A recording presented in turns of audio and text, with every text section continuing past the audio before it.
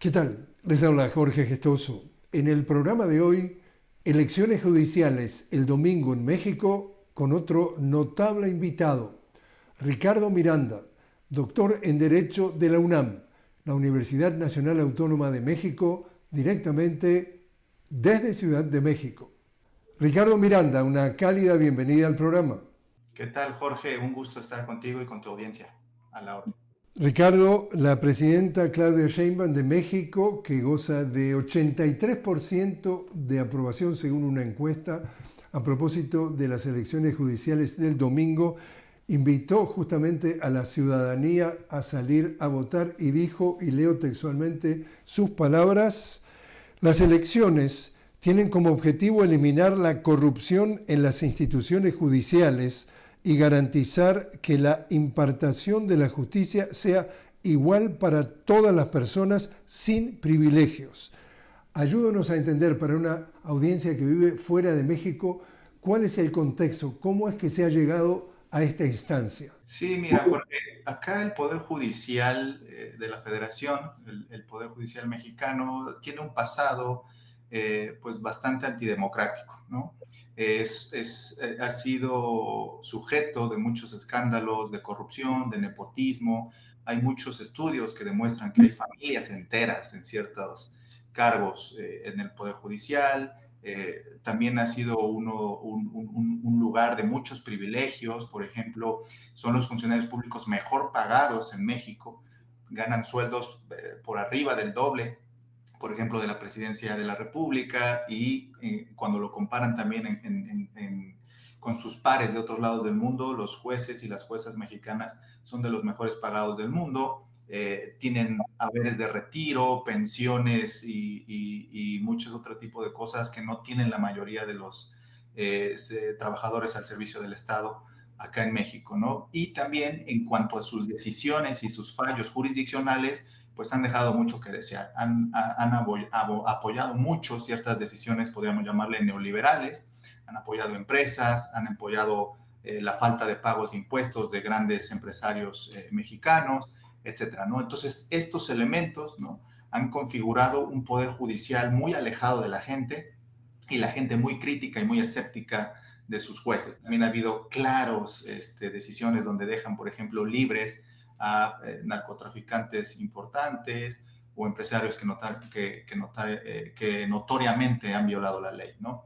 Entonces existe un fuerte descontento en México con el Poder Judicial y también en un ámbito un poco más político, digámoslo. En el sexenio anterior del expresidente López Obrador, el Poder Judicial fue visto y además tomó una actitud muy, pues prácticamente parcial y política en contra de decisiones estratégicas del gobierno del presidente López Obrador. Entonces también esa oposición política al expresidente ha abonado a que pues la gente en general esté muy descontenta con el Poder Judicial en México. Justamente se da y se repite en México lo que hay consenso en la denuncia de los expertos que está sucediendo en gran cantidad de países de América Latina, y es lo que le llaman la cancha inclinada, las asimetrías en cuanto a poderes, las desigualdades entre los distintos actores de la sociedad, en donde en definitiva los líderes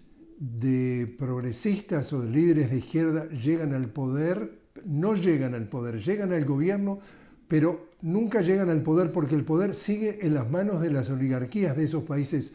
¿Es este también el contexto en que, por ejemplo, el presidente progresista Andrés Manuel López Obrador tuvo que lidiar en su sexenio con un poder judicial que, como decía la expresidenta argentina Cristina Kirchner, no es el poder judicial sino el partido judicial? Sí, en efecto, y no es exclusivo de México, como bien comentas. Los cambios institucionales, jurídicos y políticos en las democracias contemporáneas han llevado a una enorme acumulación de poder jurídico y por lo tanto político, sobre todo en las Supremas Cortes Constitucionales, ¿no? Las Supremas Cortes Constitucionales en las democracias actuales tienen la facultad legal, de alguna manera es su facultad legal, de declarar inconstitucionales, contrarios a la Constitución, ciertos actos, ciertas decisiones de los presidentes. Sin embargo, pues no es claro qué es inconstitucional y qué es constitucional en ciertos casos, ¿no? Por ejemplo, uno de los casos más polémicos con el expresidente López Obrador fue la reforma a la ley de la industria eléctrica mexicana. La ley de la industria eléctrica mexicana durante el periodo neoliberal, pues sufrió una serie de reformas para privatizar y de facto dar la luz, ¿no?, de todos los mexicanos a empresas transnacionales.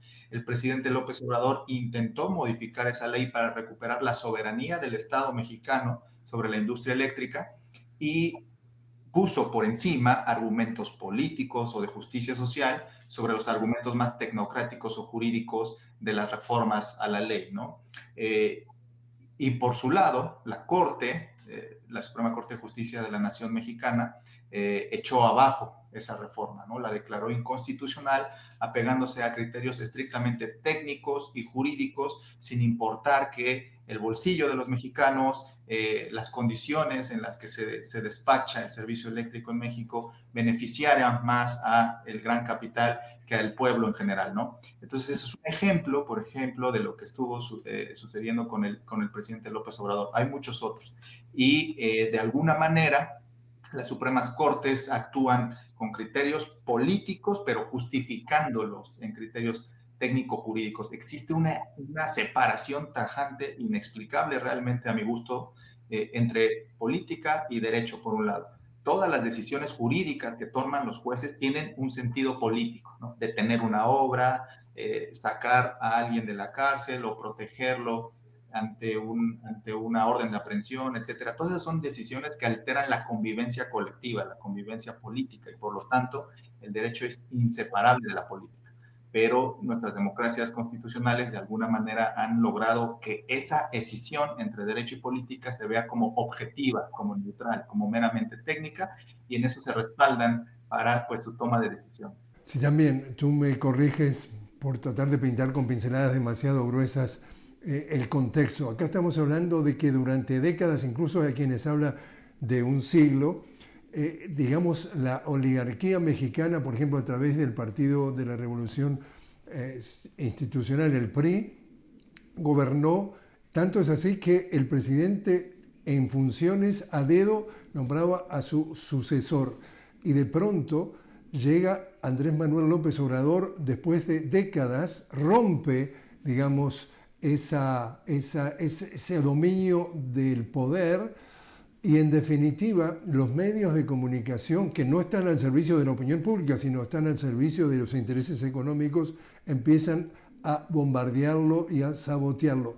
Todo este contexto para preguntarte cuán grande o si ha sido un saboteo lo que le están haciendo también respecto a lo que propone la presidenta Sheinbaum de que esto es democratizar la justicia y lo están tratando para manipular las mentes de las masas de pintarlo al revés.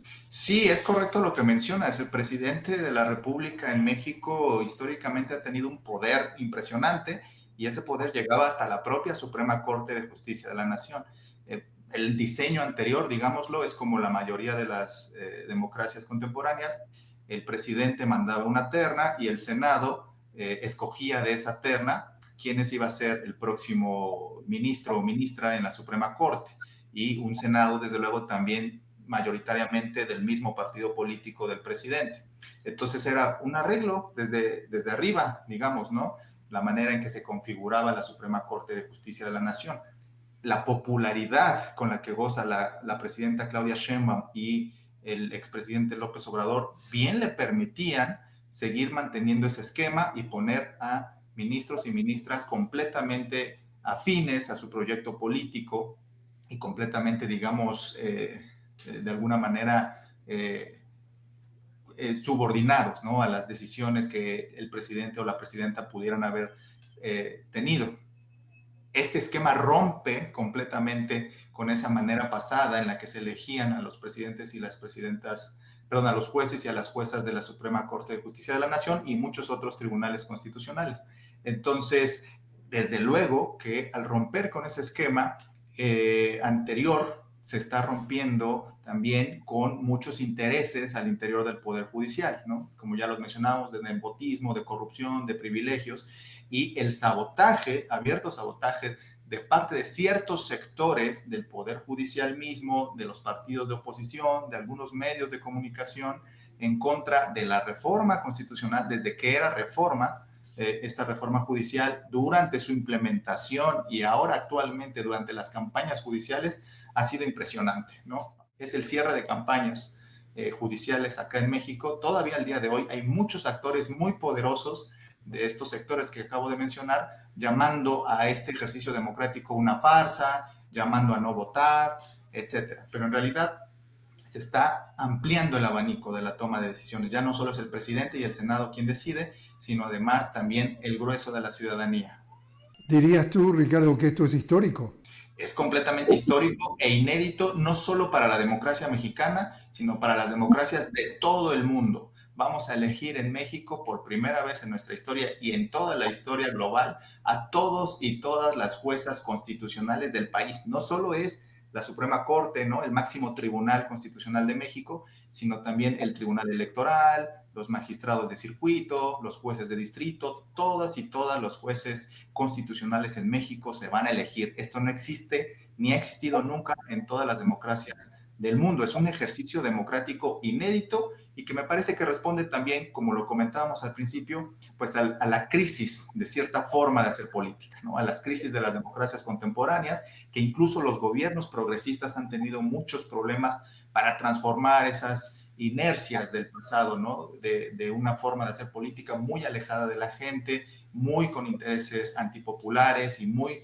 pro-oligárquicos, etcétera, ¿no? Este es un ejercicio que me parece, en mi opinión, es de alguna manera un momento constituyente de la democracia mexicana y que puede ser ejemplo para el resto del mundo, para la refundación de nuestras democracias y tratar de salir de estas crisis políticas en las que nos encontramos todavía al día de hoy en un escenario global de avance de derechas y gobiernos autoritarios. Ricardo, te invito a hacer una pequeña pausa. Estamos hablando con Ricardo Miranda directamente desde Ciudad de México. Ricardo, doctor en Derecho de la UNAM, la Universidad Nacional Autónoma de México. Estamos hablando sobre las elecciones judiciales de este domingo en México. Enseguida regresamos.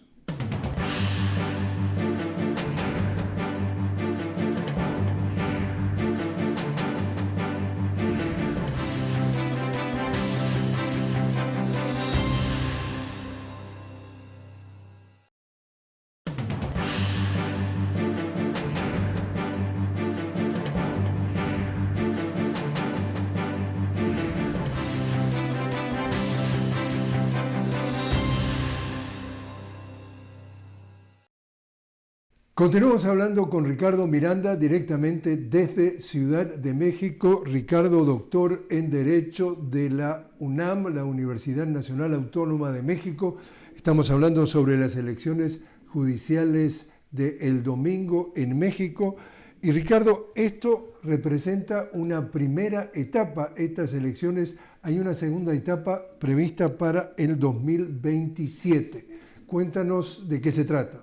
Sí, la reforma judicial dividió las elecciones judiciales en dos grandes bloques, dada la enorme cantidad de cargos en disputa. Como decía, vamos a elegir a todos y todas las juezas constitucionales del país, que son más de 1,600 cargos. Entonces, dada la enorme cantidad de cargos en disputa, se decidió celebrar estas elecciones en dos bloques. Unas ahora, este domingo 1 de junio, en 2025, y las otras también se celebrarán para elegir a la otra mitad de cargos en 2027. Ya de por sí, aunque estamos eligiendo a la mitad de cargos, se han manifestado algunas complejidades técnicas que me parece superables, pero que hay que aprender de ellas. Por ejemplo, las propias boletas, ¿no? Son muchas boletas y son muchos nombres en las boletas. Entonces eso ha representado como alguna especie de confusión y de saber por quién votar y si se tenía que imprimir o no todas las boletas, etcétera, ¿no? Entonces hay una serie de retos técnicos, logísticos, dada la enorme cantidad de cargos que desde hoy se está viendo y que me parece las autoridades mexicanas ya han detectado muy bien y que para el 2027 pues esperamos que se pueda corregir y celebrar un proceso pues todavía mucho más democrático y mucho más terso que el de hoy. En cuanto a tener acceso, digamos, al ciudadano de a pie a la información para poder decidir y discernir cuáles son las ofertas o las propuestas de cada uno de los candidatos, ¿te sentís satisfecho?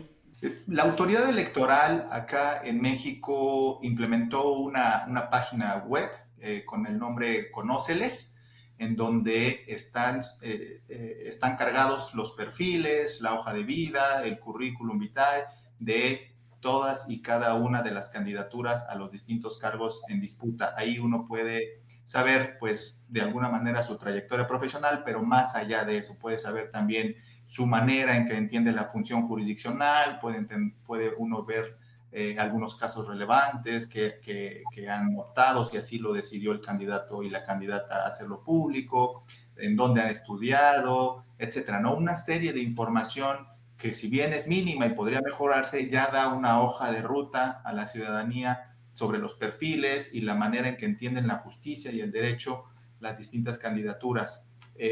Con todo, también han surgido algunos investigadores, investigadoras que complementan el perfil de las y los candidatos, también ONGs, medios de comunicación, etcétera, y no solo en los aspectos positivos, digamos, ¿no? También han surgido, sobre todo en medios y redes sociales, algunos perfiles de candidatos supuestamente vinculados a, pues, el narcotráfico, algunos integrantes del ejército, etcétera, ¿no? Entonces, también la ciudadanía, los medios de comunicación, de alguna manera están complementando la información de los perfiles que las autoridades electorales han brindado al electorado. Y 1 de junio, entonces, este domingo, elecciones judiciales. ¿Y cuándo asumirían los cargos quienes resulten electos? Sí, el 1 de junio son las elecciones y de ahí vendrán lo que se conoce acá en México como los conteos distritales, en donde se evaluará y se contarán de manera total los votos y eso tomará pues todavía el resto de junio. Además, seguramente habrá algunas, como suele suceder en estos procesos electorales, algunas impugnaciones de candidaturas que habrán perdido y eso pues todavía lo tendrán que dirimir los tribunales actualmente en funciones. Y la reforma tiene contemplado que el nuevo Poder Judicial mexicano asuma en agosto de 2025 sus plenas funciones y facultades. Quiere decir que hay todo un proceso en donde ya entonces la segunda parte de este proceso, digamos, se va a dar en el 2027 y el 2026, entonces asumen los nuevos funcionarios electos. Los nuevos funcionarios electos asumen este mismo año, en agosto de 2025. Seguramente algunas cosas en tribunales, si hubo impugnaciones, no se habrán dirimido para ese entonces.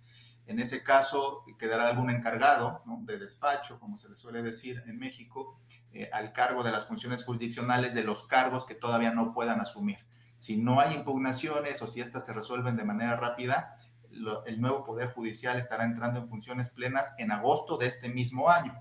Y las próximas elecciones en efecto serán hasta el 2027 y pues ya desde agosto de 2025 podremos observar si la configuración del nuevo Poder Judicial mexicano, los primeros fallos que comienzan a emitir, podemos contrastar sus promesas de campaña con su forma de proceder, etcétera. Este mismo año ya podremos comenzar a realizar estudios, análisis sobre pues si el nuevo Poder Judicial realmente es nuevo, si hubo una configuración y están decidiendo de otra manera, más cercana a la gente, con menos corrupción, como se supone es la esperanza de esta reforma, o podemos si siguen siendo de alguna manera el mismo Poder Judicial de antaño. ¿Tú dirías que hay temas centrales o hay temas en donde se puede identificar que son los grandes desafíos frente a la justicia que de alguna forma están subyacentes en la vida de México? Sí, me parece que desde el Poder Judicial un enorme desafío es lo que se conoce en la teoría del derecho como los derechos colectivos, ¿no? Tenemos derechos individuales, ¿no?, como el derecho al voto, el derecho a la libertad de expresión, etcétera. Pero un gran desafío de la justicia, que no ha habido mucho desarrollo a pesar de que estos derechos están plasmados en nuestras constituciones, son los derechos colectivos. El derecho a la salud, el derecho a la educación, el derecho a la vivienda. los jueces y las juezas tienen prácticamente un nulo desarrollo jurisprudencial en la materia. No hay grandes interpretaciones de nuestra Constitución, de nuestras leyes, sobre las obligaciones específicas de ciertas autoridades para satisfacer esos derechos colectivos. Los jueces de alguna manera se han mantenido, digamos, al margen del desarrollo y de la obligación de cumplir con estos derechos. Entonces, me parece que ese es el gran desafío en primera instancia del nuevo Poder Judicial, comenzar a que los derechos colectivos dejen de estar en papel y se manifiesten en la realidad, porque tienen que ver con los grandes problemas sociales mexicanos, ¿no? Como decía, la salud, la vivienda, la seguridad misma, etcétera, ¿no? Entonces, ahí los jueces y las juezas, y lo están haciendo en campaña, están prometiendo un desarrollo importante sobre estos grandes problemas sociales que aquejan al pueblo de México. Entonces ya comenzaremos a ver y si es cierto y comienzan a delinear un desarrollo técnico, porque además esto también tiene que tener un desarrollo técnico. Ese ha sido como el principal escollo, ¿no? No hay teorías, no hay maneras institucionales, mecanismos institucionales por medio de los cuales poder obligar a las autoridades correspondientes a materializar estos derechos colectivos. Pero justamente, para bien o para mal, una gran facultad que le han otorgado las democracias modernas a los tribunales es la interpretación de la Constitución. Y al interpretar la Constitución, uno puede ampliar el abanico muy ampliamente para garantizar derechos. Por último, entonces, Ricardo, ¿cómo se explica los altos niveles de aprobación o la gran popularidad que tiene la actual presidenta Claudia Sheinbaum? Esa es una pregunta importantísima. Me parece que podemos comenzar a responderla señalando que existe una continuidad con las políticas públicas del expresidente Andrés Manuel López Obrador. El presidente López Obrador también cerró su sexenio con una aprobación nunca antes vista en el México contemporáneo. La presidenta Claudia Sheinbaum ha traído una continuidad de esas políticas. Por ejemplo, sigue aumentando el salario mínimo por arriba de la inflación, sigue habiendo becas para todos los estudiantes de todos los niveles en México, sigue habiendo pensiones para adultos mayores, el sistema de salud tiene muchos problemas, pero se están haciendo esfuerzos para transformarlo, y sobre todo, pues es un gobierno que está intentando no gobernar solo, sino gobernar con la ciudadanía, no gobernar desde las élites tecnocráticas nacionales e internacionales, sino consultando de manera permanente, con un diálogo constante con la ciudadanía y con el pueblo de México, y está haciendo a la ciudadanía partícipe de importantes decisiones políticas. Por ejemplo, el expresidente López Obrador fue el primer presidente de la historia de México que se sometió a una revocación del mandato, ¿no? La ciudadanía tuvo la oportunidad de decidir si quería que continuara o no. También hubo una consulta popular para juzgar a los expresidentes del periodo neoliberal, etcétera, ¿no? Esta misma reforma constitucional está haciendo que la gente participe y se involucre más en los asuntos públicos. Entonces, me parece que otro elemento importante para entender la gran popularidad de la presidenta Claudia Sheinbaum es esta participación política, que se están sentando ciertas condiciones para que la gente, la ciudadanía se manifieste en la toma de decisiones políticas nacionales de una manera institucional, con las autoridades electorales involucradas y con pues todo el andamiaje jurídico, político, constitucional para que se decida X o Y sentido en cómo queremos ser gobernados. Ricardo Miranda, muchísimas gracias por estar con nosotros. Muchas gracias a ti, Jorge, y un saludo a toda la audiencia.